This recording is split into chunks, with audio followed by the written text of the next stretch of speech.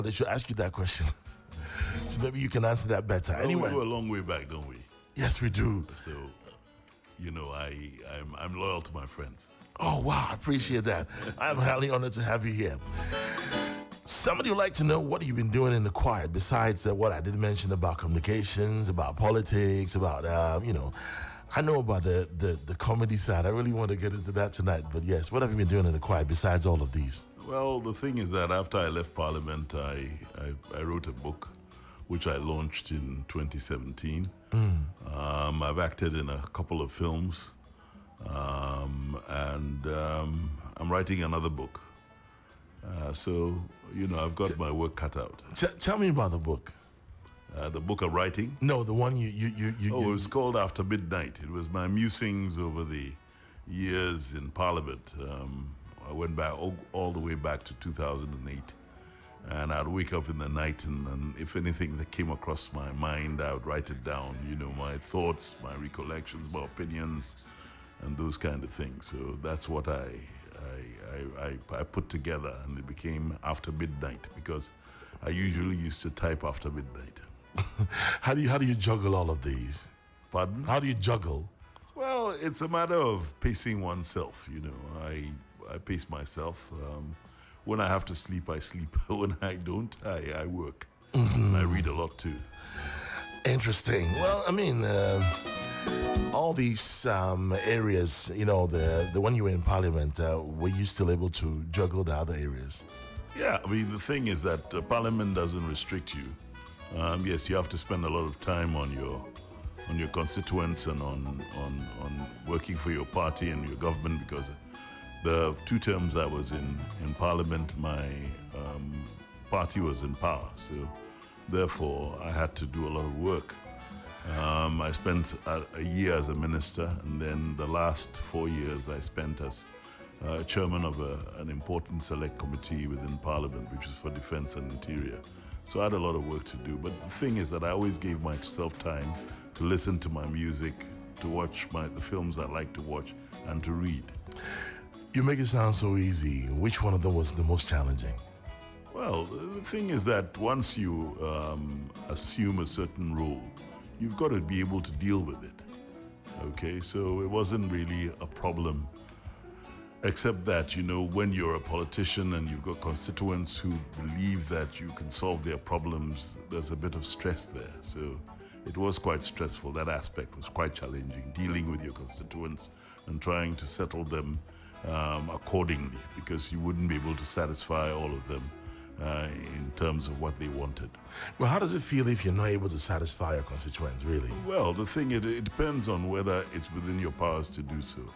If you're meant to pay 100 school fees and you don't have the money or you don't have the wherewithal to do that, then yes, I mean, you know that you can't do it. And so therefore, in some cases, you've got to be blunt. And then you'll get your comeuppance for that, because people will call you all kinds of names. But I think that the whole thing was about delivery. I looked at the possibilities in my constituencies, things that we could do and things that we couldn't do. And I chased after the things that we could do. Well, I mean, people have seen you being a journalist, male broadcaster, you did comedy along the way, acting. I mean, normally people would look at you, okay, as a comedian. Yeah. Someone look at you as a broadcaster. I mean, being that you went into politics, were you accepted the same way? Yeah, but the thing is, yes, basically because I've not really stuck myself into one particular role. There are reasons I did the things that I did. Okay, what I really like doing, in reality. In reality, yes. Is I like to teach, and my second love is acting. Okay. You like to teach, as in teach what? Oh, well, the thing is that I've got a master's in communications. I have a passion for history. So occasionally I do occasional forays into teaching political history and looking at the angles. History? Yes, history. As in history? History, yes. Okay. Well, we'll do some history tonight. Yes. Before we get to the music and all that stuff. You let me know your favorite music tonight, and then we'll play that for you. Do you like dancing? I love dancing. Yeah. What kind of music? I mean, the thing is, I grew up in the 60s. I love rock and roll, though I can't dance it well. Soul music was what we were very keen on, because around about the time that I was in my early to late teens, we had soul music with James Brown, Otis Redding, Wilson Pickett, all those guys. So that kind of music, and I also like melodical music melodies. You know, I like calypso. I love calypso. Country and western. In fact, every genre of music appeals to me. I even like the latest hip life, and I try to keep up, though it's I saw too fast for me. I saw you in a few music videos. Yeah. Oh, Becca. Yes. She managed to convince me to like the king of help her Zamunda. out. Yes. 20 past 7 here. Can take here with the great Mr. Fritz Baffour. We'll get into some music and some more issues when we get back, but history to begin with. We're in Ghana, so here's a brand new one from Adam in Ghana. So he featured a few on this one here from the EP Mood Swings.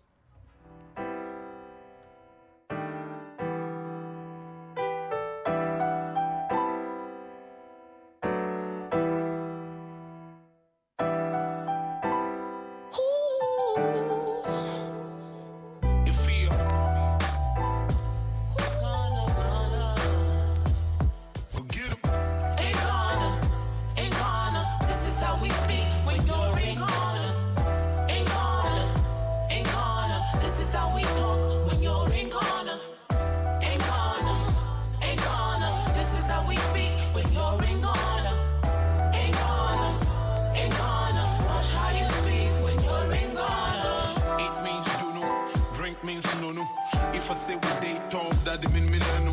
Laugh means kono. Waist beat jono. Be quiet, bono. I know with J. Cole, Kendrick Lamar. Chilling you to hear me, that it mean a samar. Kendrick will say I am lyrically dope. Adam will say lyrically I'm all dope. Big brother means effort, but the goal means majo. Good means annual, God is good, senor. Two means gone, food means run. Shit, but some places shit means run. And blue means bullets, Dre means sell it. Muja kada the translation fun. And Doku 2 translation, son. Mobile vote translation, I'm done. Ain't gonna, this is how we speak when you're in Ghana. Ain't gonna, This is how we speak when we Ghana. If you have any questions for Mr. Fritz Baffour, the number to send your WhatsApp message to is 0506 367196. That's 0506 367196. Yep, how you call means well done. Yep, alright, call means go. Bra means come. Nante walk. I mean, I'm pretty unscripted though, so when I have conversations and interviews, Get up. it's usually informal. And I say, you wanna say thank you, say. Or should we say inferno? Anyway. Back to it though. Having a great time here tonight. You can also watch us on Facebook Live. It's Max FM 89.7. Max FM. We're getting to, you say he loves to teach and more of history. Anyway, let's get to communications and history. Tell us about what's different now on the communication landscape in Ghana. Well, the thing is that it's blossomed, it's bloomed, actually. When I was growing up, we only had one television station, and that was from 1965. We only had, then we had two radio stations. We had Radio 1 and Radio 2. It was something. So people were glued to their television sets and listened to radio. We had national radio, which is different from now, where most of in fact, all of the radio stations are FM stations. But we had short wave and medium wave, and then GBC had the Voice of Africa, so it went around the whole world. But now in modern times, you have FM, which is supposed to have a radius of 60 miles, Right. and all that. And we have, I think, over 100 or so radio stations, and the television stations too are so many. All right, and so it's a far larger environment than when I was growing up and when I started out as a broadcaster. Would you say that is an advantage or a disadvantage? Well, it's got its pitfalls, huge pitfalls. I was in Tamale a couple of days ago, and I switched on the television and I did some surfing, channel surfing, and I saw a lot of religious programs, religious TV stations and things like that. And I remember as a Minister of Information, and even prior to that, when we were working on the communications policy in this country, that we didn't want either religious or ethnic stations, solely ethnic stations and all that kind of thing. So I believe that we've not monitored the communications airwaves as we should have. I see. And what would you have done differently? Well, I don't believe in religious television stations. I mean, naturally, you can have religious programs, but religious TV stations dedicated to one particular church or one particular religion. Right, we have, for instance, I'm a Catholic, so we have EWTN, which is a station, but it's not based in Ghana. It has programs and you can put it on the air with other programs, but where you have a TV station that is dedicated to one particular religion, one particular church and everything, it breeds division and dissension. And it's the same thing with ethnicity. Right. You understand? So things that divide, we don't, push them up. We have to actually bring them down a bit. But the thing is that, once you open the Pandora's box, you can't resolve the situation as it is. So we've just got to work with it and also ensure that we have the proper kind of regulation so that we don't go overboard. Well, but in terms of development of the mindsets of the people, I know that you've spoken at length about the religious aspect of it, but how do you think the media can be used to develop people in general? Well, the thing is, in 1965, when Kwame Nkrumah inaugurated the television station, GBC TV, what he did was it was for education. It was for social improvement and awareness. Okay, that was the emphasis, to bring a certain unity, because 1957, when we had our independence, we were all disparate people, and we had to have a common goal of uniting. We had to have a common destiny, and that was where we should have gone, and that's what we should have done with this, with our communications policy, to bring people together for us to appreciate unity in diversity and the unity of purpose. Because I believe that Providence brought us all together. Providence by the way of colonialism, which was entirely wrong, but we can take advantage of that situation and build a better nation than we are now. I mean, do you have plans on bouncing back? No, I have no intention of going back into politics, active politics per se. I'm a member of a political party, and I think that we politicize too much. It hurts because sometimes you have an opinion which is apolitical, and because you said it and you belong to a political party, directly they connect you to. Yes, connected to you to it. But I believe that we need a voice. We need a new conversation in Ghana that will unite us. I think the insults are too much. The vitriol is too much. And I think that it's about time we had a consensus, because all our various ethnic groups have thrived on, the traditions thrive on consensus, sitting down together and coming towards the common good of the country. Right. I see. Well, let's talk about, filling your dad's shoes. How did he influence your career? Oh, big time. My dad was a very expansive kind of person. He was also remarkably brilliant. He was what we call a Renaissance man. He was a great singer. In school, he produced. Do you sing too? Yes, I do. Yeah. He did operettas, but then he was a scientist of a certain caliber. So there was versatility there as well. Versatility there, and being the first vice chancellor of Kwame Nkrumah University was something. But he spent his time with us. I mean, we spent a lot of quality time with our father. He let us listen to music. He explained the music genres to us. So my younger brother Miao was until he left the country, Had a couple of hits. Ghana Jama, if you remember, sang by my brother. My late elder brother Jerry played for the Saints. He was a great singer. All right. My younger sister Audrey plays the guitar. I've got a nephew who calls himself Soul Night Jazz. He's in the States now. He came out with a couple of good songs. And so we are a very musical, very artistic family in reality. I see. Let's get back to Koligono. How was it like growing up in Koli? Koligono, well, let me explain. I was born in Koligono. And then we left Koligono when I was about 3-4 for Ridge, when my father was promoted. And then from there, we went to Kumasi. But we always came back during the holidays to Koligono. Koligono is my home. I love it very much. I love the kinky, I love the fish, I love the noise, I love the banter. It's a great place to be. And I've lived there. Anytime I'm in Ghana, I've lived in Ghana, I've lived in Koligono. We have a question for you. It says, tell Heavy D that, he said, Heavy D, tell Honorable that Peter the Batman is listening. Yeah, Peter. I'm glad Peter is listening. Who is Peter the Batman? Oh, well, he's a very good friend of mine. Okay. Yes. Interesting. What led you to acting, though? Oh, my father's an actor. That was another aspect of it. And, I mean, he was very interested in films. So he took us to films, and he would sit down with us and explain to us when we were very young. Rex was our main destination for films. And we watched all the cartoons and the Walt Disney, and then we watched the cowboy films with Hopalong Cassidy, Roy Rogers, and all that kind of thing. And my father acted in Boy Kumasinu, which was one of the first feature films. The Boy Kumasinu.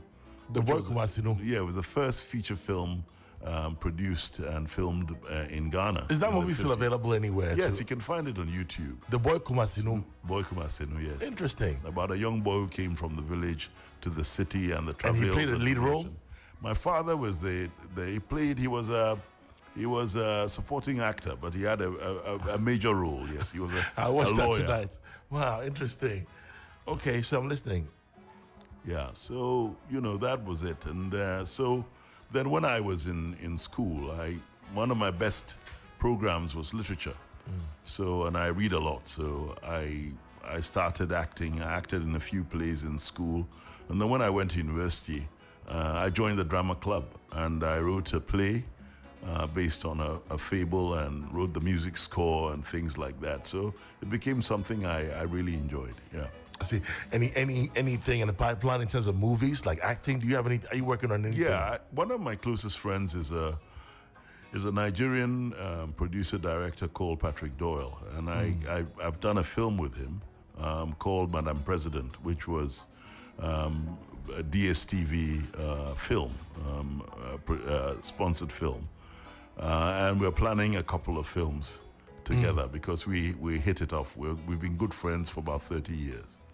I see. Are you writing any movies yourself or any scripts yourself? Yeah, I'm writing. I've been writing treatments, which then you sit with script writers and we try to expand them into a film. The other day, one of my best friends, and in fact my elder brother in a way, is King Ampao, the Ghanaian filmmaker. And he was 80 a few months back, and we went to his house to celebrate. And I met David Onto, and I met Kofi Ajololo, who are good friends of mine. So we decided that we'd come up with a film. I've worked on the treatment, but now we've got to sit down and look at the script and look at the logistics. What role do you like playing the most? Well, the thing is that one thing that has been ascribed to me is that I'm either a president or I'm a judge or I'm, a very senior person. In the last film that I did, which I did for TV3, it's not out yet. I played a superintendent of police. So they put me into positions of trust and power. I don't mind. There are certain roles I wouldn't take. I don't like playing the villain per se, but if it's a villain who will later on recapitulate and become a good person, fine. I see. You always play the good guy. Not necessarily the good guy, but the strong guy. Let's talk about comedy. Well, we'll get to that in a few minutes. I'm going to play a song here from Guru featuring Fami, and then we get back more with Fritz Baffour. You can watch us on Facebook Live, which is Max 89.7 FM on Facebook, and also on YouTube. That's Max FM Ghana on YouTube. Make sure that you subscribe, because if you don't subscribe, I'll show up in your dreams tonight. Anyway, this is Kitaki on Max 89.7 FM. It's 25 minutes to 8 here, and you are riding with Heavy Diddly D.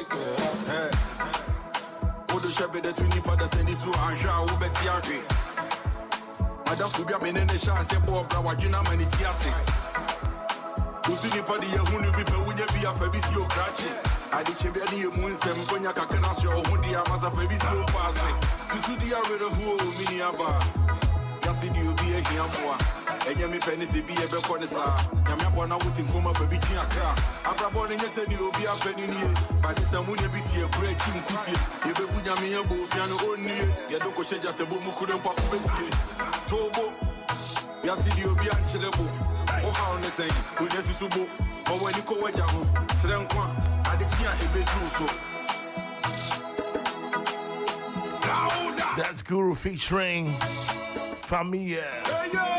22 minutes to the hour, 8 here, Kentucky and Max 89.7. Thank God it's Friday. It's October. It's my birthday month. You know, legends are born in October. That's right.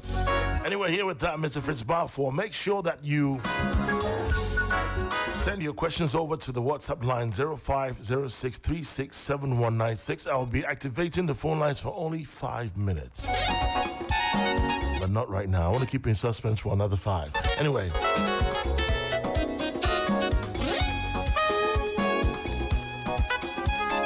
Before the break, I said I was going to be talking to you about comedy. Yes. What about comedy interests you?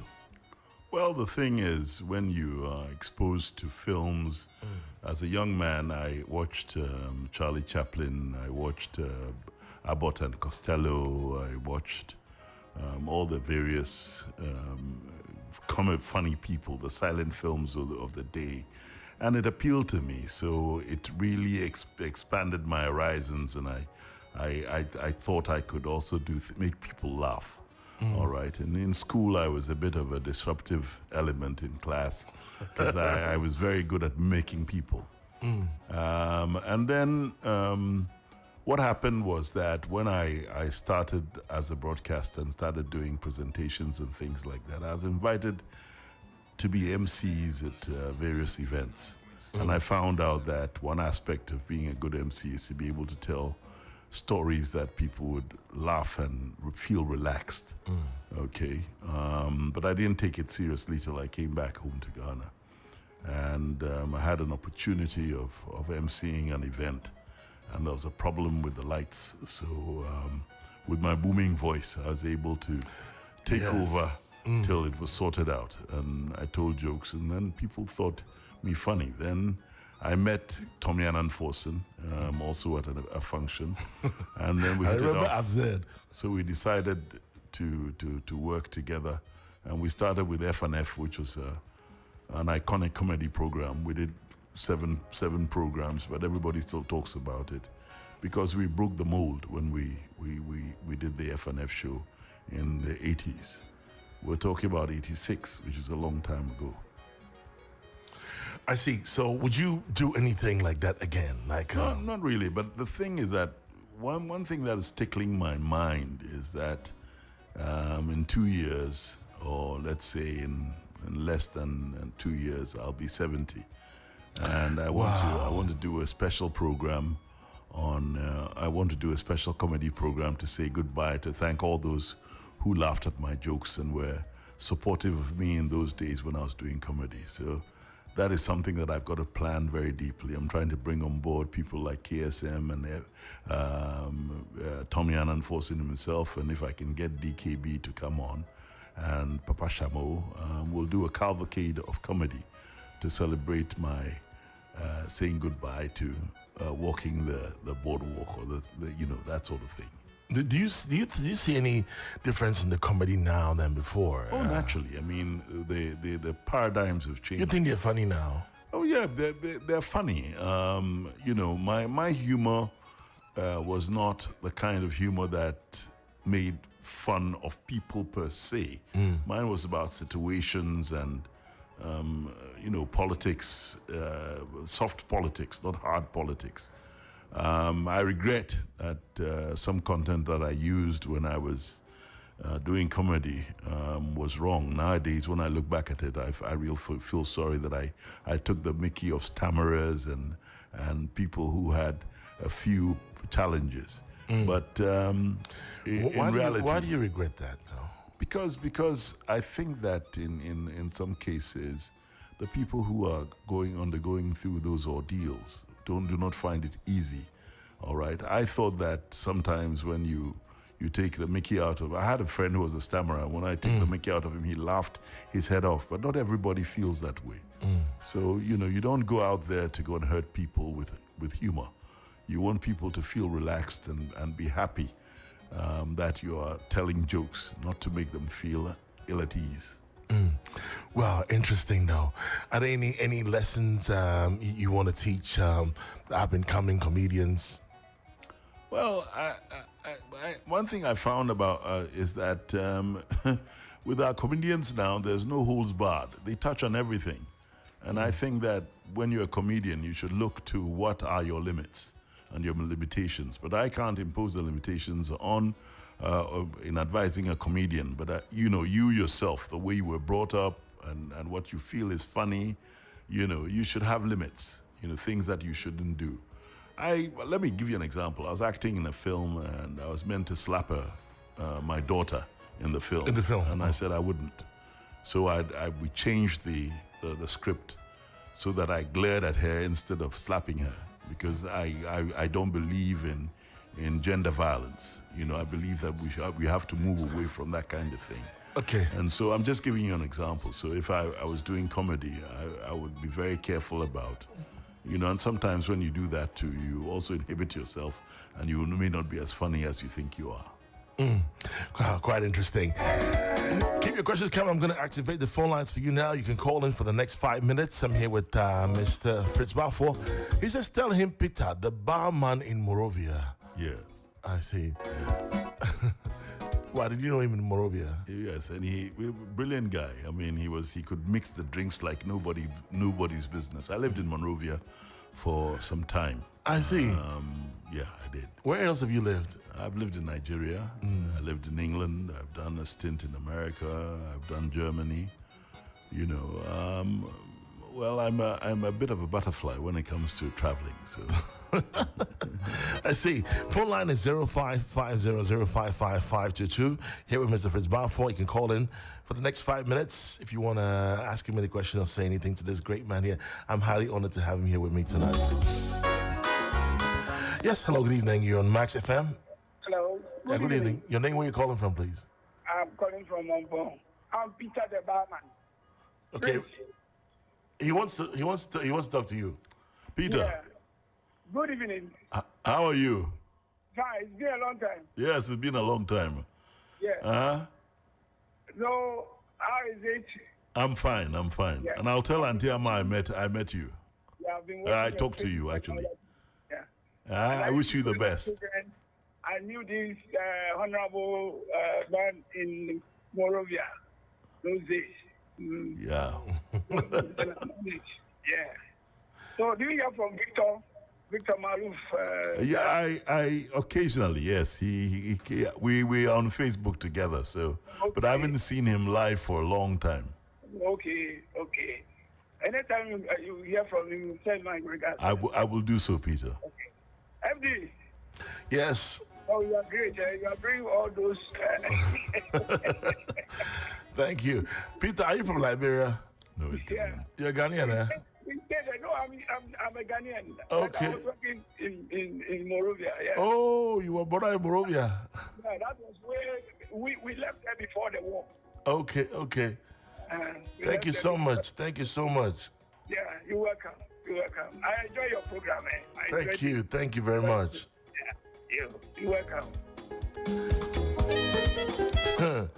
Peter the barman. I see. Well, I got to talk with the Liberian accent a bit. I have this joke with Van Vika. See, what are you trying to tell me? No, I'm trying to tell you. You can speak the language? I speak a little bit Liberian language. Oh, man. I took Hey, you know now. I took grown up for you. I'm not grown up, boy. Oh. You too grown up, eh? I took grown up. When I was young, I was more grown up than you. There was no way you could deal with me, I tell you. I said this when during the Liberia War at Bunuburam, and these two friends were arguing. One said, a lot of mosquito would buy. I said, man, I want to go buy the Morovia. I want to go buy a lot of mosquito body oil and that. I said, you want to go buy the Morovia? My man, mosquito five better than Gosha. 13 minutes to 8 That's here. Liberian humor. Yeah, mosquito five better than Gosha. 13 minutes to the hour, and here with Mr. Fritz Baffour. Number to call 0550055522. The lines are going to be activated for 4 more minutes. Yes, can't keep him here for too long. It's been an honor to have him here this evening, but we are learning quite a lot tonight. Anyway, 89 points. I want to know, this year is an election year. You know, lots of things are going on. You know, what advice do you have for the youth to begin with? I just believe in peace. I don't believe that once somebody belongs to a different political persuasion, that person is your enemy. And I believe that when you have a problem with maybe a policy of the government, all right, you come up with a real answer to what you think should be done. But when you disparage your political opponents, then you ratchet up the tension. And I'm an ambassador for peace in this country. We're too close to start hurting each other, and I think that we should really tone down on the kind of insults and the invectives that we hurl at each other. Without speaking specifically about the government in power or who the powers there be, would you say that Ghana has handled the pandemic well? Well, the thing is, it's the first time. We've never had anything like this. And I think that, we rose up to the occasion. I'm not going to criticize the government at all. I mean, naturally, there'll be shortfalls and things like that. But I think that it's not only the government policy; it's also got to be the behavior of our people. That's where I was coming to. Our attitude. We need an attitudinal change in this country. All right. When I was coming here, I left the house, which is just around the corner, at 6 o'clock, and the kind of traffic and the way we behave in traffic, the way we behave in public, it leaves a lot to be desired. Ghanaians need to start sitting back and looking at themselves instead of blaming other people. We blame politicians, but it's the way we behave. Discipline is something that we're losing very, very, very fast. You understand? And our traditions, every single ethnic group in this country has a tradition of self-belief, self-restraint. You understand? It's very, very, very important. If you do not have self-restraint, you'll do something that is overboard. And I think that's what we've got to look at. Right. As a communications person, you're speaking from experience, you're speaking from intellect, you're speaking from what you're seeing with your own eyes. Yeah. I want to ask this question. Do you think that it is an issue of education, is an issue of language, the presentation? What is really the issue here? The thing is, I think that we've turned our back a little bit on our traditions, and we've adopted, foreign traditions that clash with ours. For example, I'm part Ga. In actual fact, I am a traditional ruler. I've got a title. Manjajiwo. Yeah. Okay. And when you look at the Koli Lagoon, for example, it is the main deity of the Ga people. Okay. And that's one of the reasons why the Ga people settled in the area. Apart from the sea is the main deity, the bigger deity, but the main deity is the Koli Lagoon. The Koli Lagoon is dead. And yet there are Gas going around saying they'll pour libation and everything. What have they done to ensure that the lagoon is revived? All right, we'll blame outsiders, but then again, our traditions, even outsiders know. People who are not Gas, all right? I don't like to use the word settlers or foreign, we're all Ghanaians. But the thing is that we have to respect our environment. That's another thing that we don't do. In terms of sanitation, the way we behave, in terms of our hygiene and things like that are all wrong. Because when you go into the villages, you find people sweeping in the morning. Why are they sweeping? Because they believe in cleanliness. So why should we create a situation that our capital city or our major cities are so filthy and that people don't care where they throw things or what they do in terms of hygiene? We really have got to do that, and it comes from education. We have to have a better quality of education. We have to have a better quality of civic education. And I think that we're not doing the country a great service when we have the national, the Center for Civic Education, and it's not financed and it's not backed so that it can educate the people. Because without civic education, if you do not know your rights, you don't understand the Constitution, you do not know your laws, well, it leads to hell. You were born in Koli. Koligono, yeah. Okay, Koligono. Kolibuya. Right. Yeah. And you're a public figure. Yeah. Prominent one at that, Yes. and a legend. Yeah. Being that you came from this area, I would say that there's a lot of there's an issue of open defecation still, in these areas. Yeah. And I know that most of these people look up to you in your capacity. What have you done? Not necessarily as a parliamentarian, but just as a figure. Right from the beginning. I mean, one of the reasons that I got into politics was I started doing cleanups. My mother was a midwife. And the old-time midwives were not only nutritionists, they were very, very, very particular about hygiene and all that kind of thing. So I was brought up very strictly about hygiene and all that. And when I was growing up, and I was watching films, there was a big effort by the government to educate people on the need for proper sanitation and things like open defecation and all that. And let me tell you something. In the old days, people didn't go out to defecate in where they do now. Basically because we had these, everybody had the toilet. Town council. No, they had the toilets. Okay. But they had to be carried by human beings, which was against the human rights.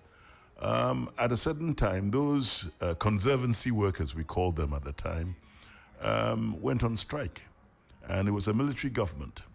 And what they did was they said, okay, because of that, we're going to ban all those kind of pit latrines, okay, and bucket latrines.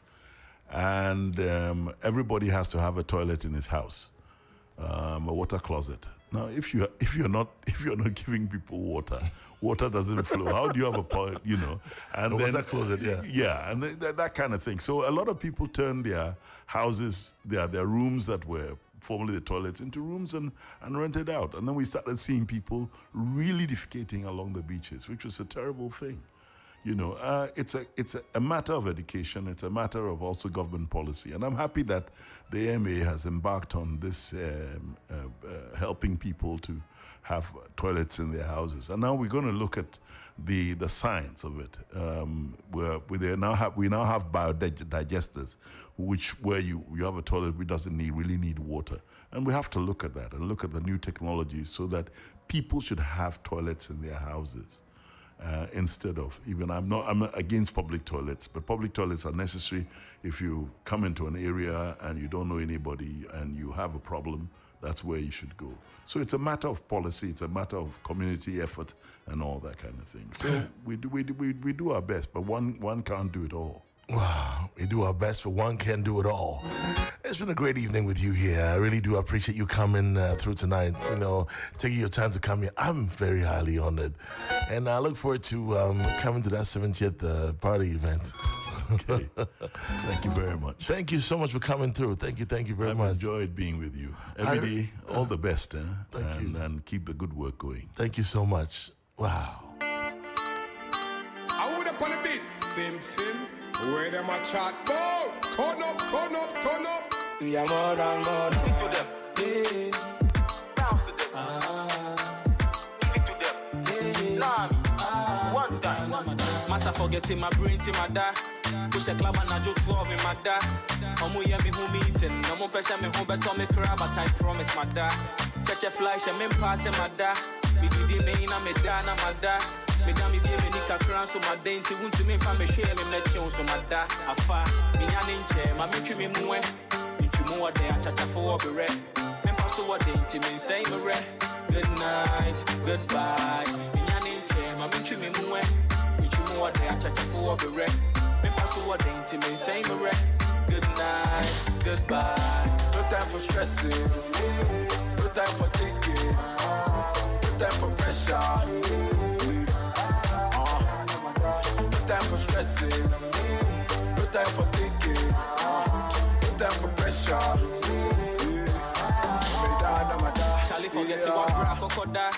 All work and no sleep utipa. Na suroni panejai samai na wusi wono ko cemetery hokoshe wada ampa 4 miss course na mada. 4 p.m. me koda. Now you say all work and no sleep make sure ke buntui unya 1 hour be ada afa me nyanin che ma me twi me muwe. More day I chacha for be re. Me pass what day to me say me re. Good night, goodbye. Me nyanin che ma me twi me muwe. Me more day I chacha for be re. Me pass what day to me say me re. Good night, goodbye. No time for stressing. No time for thinking. No time for pressure. No time for stressing. No time for thinking. Time for pressure.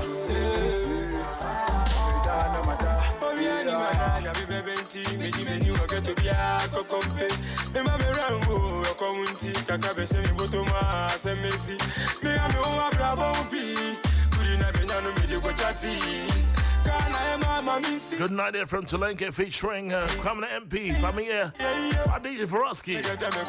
2 minutes stayed here. The program is Kentucky on March 89.7. It's Friday. Thank God it's Friday.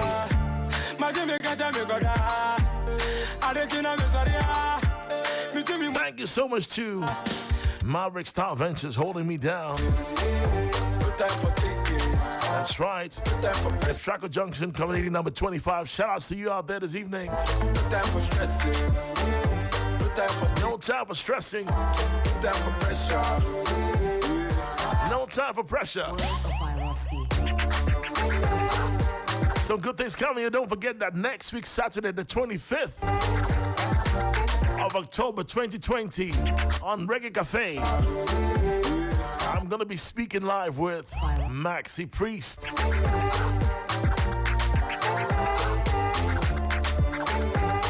More of that coming your way soon, all right?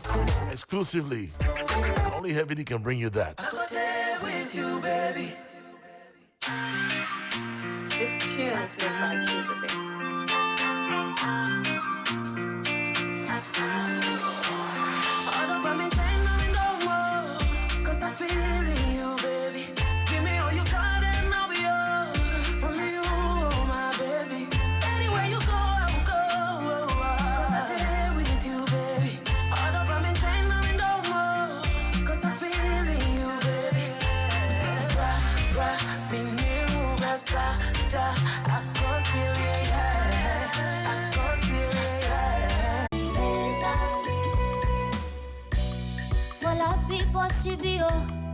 Talk to your friend, oh, Joro me, baby, oh, Joro me, Joro. Shebi walo so for me. You talk say it like me. I be rollin' pagon. Kilo de Joro. I dey give